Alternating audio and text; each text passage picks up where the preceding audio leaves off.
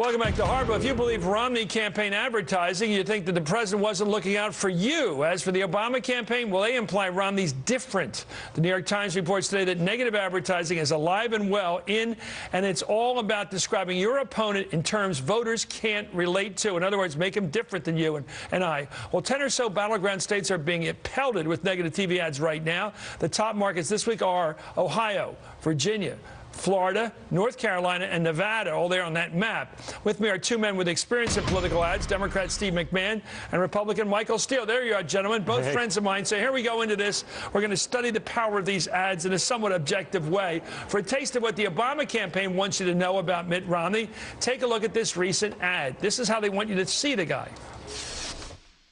Tax havens, offshore accounts, carried interest. Mitt Romney has used every trick in the book. Romney admits that over the last 2 years, he's paid less than 15% in taxes on $43 million in income. Makes you wonder if some years he paid any taxes at all. We don't know because Romney has released just one full year of his tax returns and won't release anything before 2010. You know what? I put out as much as we're going to put out. What is Mitt Romney hiding? You know, that seems pretty straightforward, Michael Steele, except for that somewhat snarky pronunciation of the word any. That they hire the most sarcastic voices in the world to do these. But you know what? That is the Romney position. I'm not giving you anything more than the 2 years. That's the deal. Live with it. That's his attitude. Isn't it accurate? Well, you know, it's accurate to the extent that he says he's not going to give us any more than 2 years' worth. But the other aspect of it that I think is very interesting is the wording. And so they start off by saying that he uses every trick in the book. Well, okay, that connotes something evil, nefarious, underhanded. Well, in fact, he followed the same, tax laws that everyone else has followed that has allowed him to take the breaks that he needs to take, on his taxes. So it's how you frame it and how you create the impressions, to your point, Chris, that is the most devious here, and it's a very good ad. Michael. You know, I love that. That's an old lyric from the 60s. Every trick in the book reminds me. Right. Anyway, that's a nice sound to it. Anyway. Yeah, everybody. Just the same tax laws that we all follow. We all keep our money in the Cayman Islands. We all offshore jobs to India and You're being China sarcastic. And other places. You're being sarcastic, but Steve, you know, but the tax code. Is he like you and me? Michael, is he the kind of regular guy that, I'm not saying Franklin Roosevelt. He was a bit off the charts in terms of not having a regular experience. But the whole thing today seems to be democratizing high office. The president ought to be like us. He ought to go to the store, the supermarket once in a while. He ought to, he ought to do the laundry once in a while. He ought to cut the lawn once in a while. Is that asking too much of these politicians to be like most people who are watching this show right now? It's not during the campaign, but then once they get the office, that's the last thing they want to do is see you out there mowing the lawn and going to a 7-Eleven. So let's be honest here. Okay, so the framing, the setup framing is the core thing to sort of bring these guys down and to make them something, as you described, Chris, as something other, and that's what this ad tries to do. Well, let's take a look. Here's another. For their part, the Romney campaign's using a line of a recent Obama speech to make you think he can't relate to the average small business guy. Let's watch. If you've been successful, you didn't get there on your own. Just if you got a business, you didn't build that. Somebody else made that happen. My father's hands didn't build this company. My hands didn't build this company. Through hard work and a little bit of luck, we built this business. Why are you demonizing us for it? It's time we had somebody who believes in us, someone who believes that achievement should be rewarded, not punished. We need somebody who believes in America.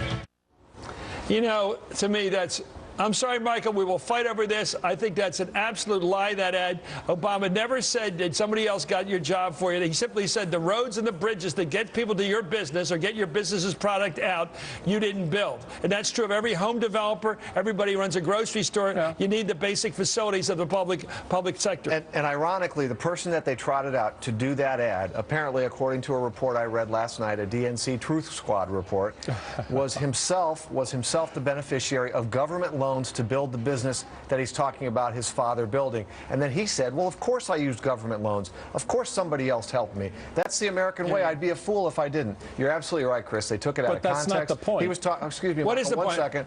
He was talking about there was a teacher who helped you get there. There was a road that somebody else paid to build. There was a cop or a let's be honest firefighter. here for a second. Besides quibbling, what is the big thing Obama's trying to say here that's important to this debate? And what's the big thing Romney's challenging him on? Okay. Okay, what the big thing the president's trying to say is, does Mitt Romney share your values? Does he understand your concerns? And is he going to be the kind of president who will address them? Or is he somebody else who's operated by a different set of rules and who's never, ever understood what middle-class families go through every Okay, what do you think? What's the big argument Romney's making? The big argument here, and the contrast is very clear. Obama, doesn't believe in you. He doesn't trust you. He doesn't have faith in your ability to grow your business and to do what you want to do with your own hands. So that's why they stressed in that commercial the word believes. Believe in America, believe in you, believe in your community. So that's the contrast. One saying that this guy doesn't believe in you, and the other one saying this guy is not like you, and that's going to be the test. Which one? Let me correct your papers now. You're wrong because Obama doesn't give enough credit to the entrepreneurial guts of a lot of people who go out there and start business. Whether there's a small diner, he makes it sound like they're a product of all these things that led to it. The key distinction to people who run a lot of business isn't that they inherited them; it's they founded them. I don't think he gives enough credit to that. And on the other hand, I think the other guy, Romney, never gives credit to the fact of the public sector. You can't do business in this country without really good education, without a good R&D, and a lot of things the government alone will do. Pure research is often done by universities, completely supported by government money. They're not done by profit-making operations. So a lot of the good stuff that gets done in this country wouldn't get done economically. People wouldn't get rich.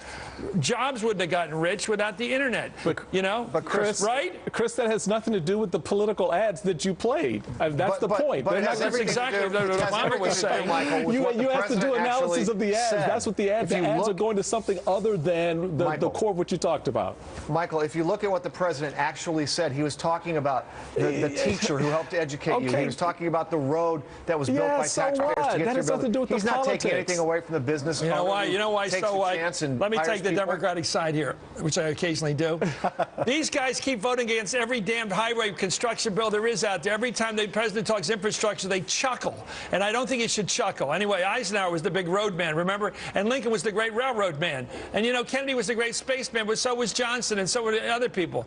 We got to build in this country again. Replace the smell of decay with the smell of construction. We got to do some things. And then when you run for the office, the political ad will come and tear you down on that. That's the analysis is on the ad, not on the substance of it. You can get friendly with me because we're friends, but don't get intimate. Don't be talking about my career here, okay? Thank you, Steve McMahon. I'm just trying to help you out, man. I know. I voted for you, remember. No, you didn't vote for me. Michael Steele. Up next, why did Mitt Romney say he's not even going to